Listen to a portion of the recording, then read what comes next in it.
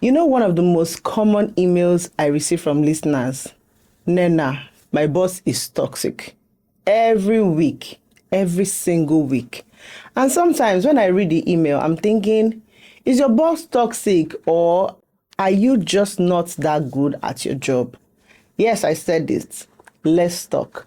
This is Office Talks with Nnenna Madu, where the boardroom meets the break room. And the gist is brutally honest.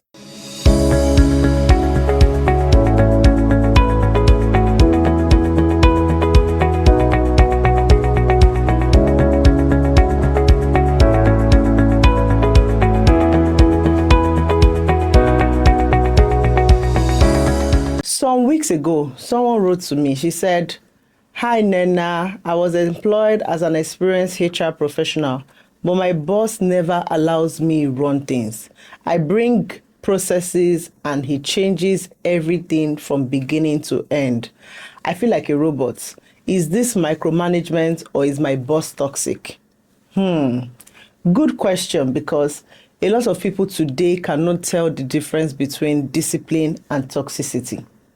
Let me say something that will annoy some people. Some of you complaining about micromanagement are being micromanaged because your boss doesn't trust your competence. Let that sink in. Because trust in the workplace is not emotional. It is earned through results. Now, before some CEOs start smiling too much, let me also talk to you. Some of you founders are control freaks. You hired intelligent people, but you want them to operate like remote controls. Every email must pass you. Every document must pass you. Every idea must pass you.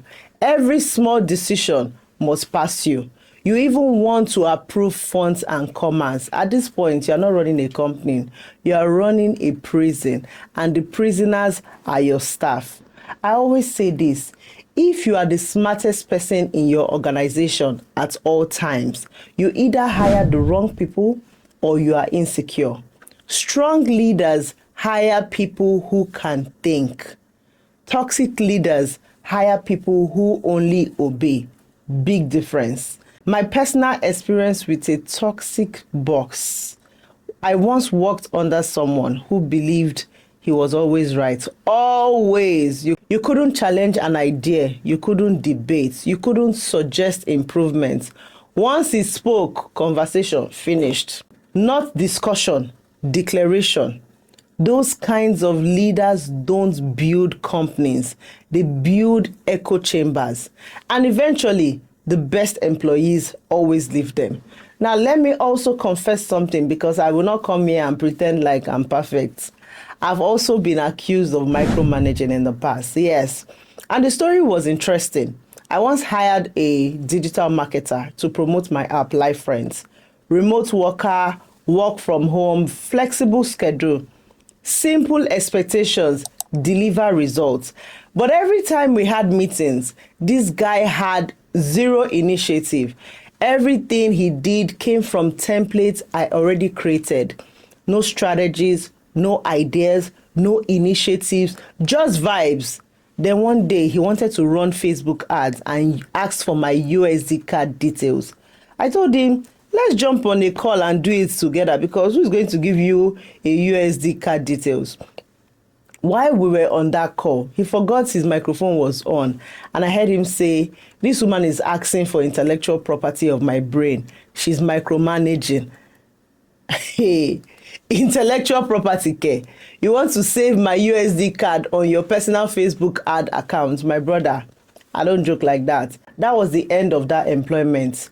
Here is the uncomfortable truth. Micromanagement usually happens for one of these three reasons. It's either the boss is insecure, the staff is incompetent, the company has no system. That's it, no mystery. Incompetence creates micromanagement. Let me be very honest here. There are staff in my company that I assign work to, and when it comes back, I simply approve it and move on. No questions, no stress, because they have proven themselves. But there are other staff, if they submit work here today, I will examine it like customs inspection, because experience has taught me if I don't check it, problem will show later. Does that make me toxic? Some people might say yes, but leadership is not popularity contest. The probation period exists for a reason. Many employees forget something important. The first 3 to 6 month probation period, you are not just learning the company is also studying you. Everything you do is being watched. Your initiative, your discipline, your thinking, your reliability. If you prove yourself capable, a smart leader will step back and allow you to fly. But if after months you still cannot operate independently, expect supervision. Now, let's also be fair. Some bosses are genuinely toxic, no doubt. You know them. They don't trust anyone. They don't develop people. They take credit for everything. They treat their staff like competition. They create fear instead of leadership. And interestingly, that toxicity doesn't stop in the office. It follows them into friendships, into family, everywhere. Because toxic people are not situational. It is their personality. So if you think your boss is micromanaging you, ask yourself 2 questions first. Question 1, do other staff experience the same thing? If everybody is complaining, congratulations, your boss is likely toxic. But if you're the only one complaining, my dear, you might be the problem. So tomorrow, when you get to work and your boss asks, show me how you did this, don't automatically scream, toxic boss. First ask yourself, have I proven that I can be trusted? Leadership requires discipline, and employment requires competence. Both sides must do their parts. Over to you, office talkers. Have you ever worked under a micromanaging boss? What did they do? Or if you're a manager yourself, what experience made you start micromanaging staff? Drop your stories in the comments. Let's talk. This episode is sponsored by Nomad Energy Integrated Services Limited, your efficient shore solution. For partnerships, please email nnennamadubom@gmail.com. Don't forget to like, subscribe, and share. Until next time, guys, this is Office Talks with Nnenna Madu. See ya. Bye.